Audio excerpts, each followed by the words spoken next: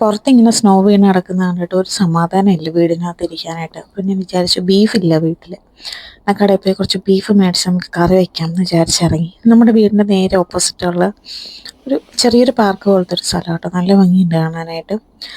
Normal shoe ആയിട്ടിരിക്കുന്നത്, അതുകൊണ്ട് തെന്നി വീഴാനുള്ള chance വളരെയധികമാണ്. പിന്നെ ചില വീടിൻ്റെയൊക്കെ ഫ്രണ്ടിൽ ഉപ്പിട്ടിട്ടുണ്ട്, അതുകൊണ്ട് വലിയ സീനില്ല, നമുക്ക് വലിയ ബുദ്ധിമുട്ടില്ലാതെ നടന്നു പോകാൻ പറ്റും.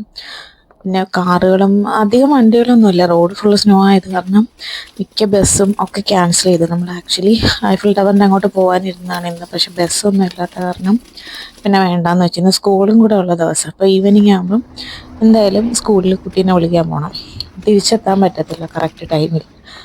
ചില വീടിൻ്റെയൊക്കെ ഫ്രണ്ടിൽ നല്ല രീതിയിൽ കിടപ്പുണ്ട്, സൂക്ഷിച്ച് നടന്നില്ലെങ്കിൽ നന്നായിട്ട് തെന്നുന്നുണ്ട് ഇവിടെ.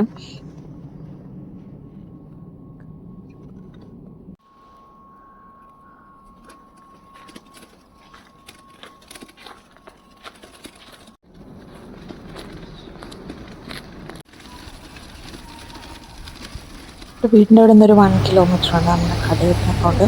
നല്ല വെയിലുള്ള കാരണം ഇവിടെയൊക്കെയുള്ള സ്നോ ഒക്കെ മെൽട്ടായി, പിന്നെ സ്നോ ഉപ്പ് ഇട്ടിട്ടുണ്ട്. അതാണ് നമ്മുടെ ബീഫ് കട. നമുക്ക് അത്യാവശ്യം നല്ല ബീഫ് നോക്കി വാങ്ങിച്ചിട്ട് അതിൻ്റെ നേരെ ഓപ്പോസിറ്റാണ് ഓഷനുള്ള. ഓഷനിലുള്ള ഈ ഒരു കേക്ക് എനിക്ക് ഭയങ്കര ഇഷ്ടമാണ്, ഈ ഒരു പേസ്ട്രി.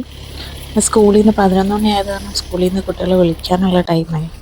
അതുകൊണ്ട് പിന്നെ ഇവിടെ നിറയെ ആൾക്കാരാണ്. ഈ ഒരു ടൈമിൽ നമ്മൾ കുട്ടികളെ വിളിച്ചിട്ട് നമ്മൾ ഫുഡ് കൊടുത്തിട്ട് പിന്നെ തിരിച്ച് ഉച്ച കഴിഞ്ഞ് കൊണ്ടുവരണം. പിന്നെ ക്യാൻറ്റീൻ ബുക്ക് ചെയ്യണമെന്നുള്ളവർക്ക് ക്യാൻറ്റീൻ ബുക്ക് ചെയ്യാം, അങ്ങനെ കുഴപ്പമില്ല.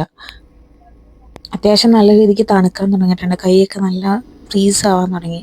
എന്നാൽ പിന്നെ ഇനിയിപ്പോൾ വീട്ടിലോട്ട് പോയേക്കാമെന്ന് വിചാരിച്ച് നമ്മൾ നേരെ വീട്ടിലോട്ട് വന്നു. ഇനിയിപ്പം ബീഫൊക്കെ കറിയാക്കാം.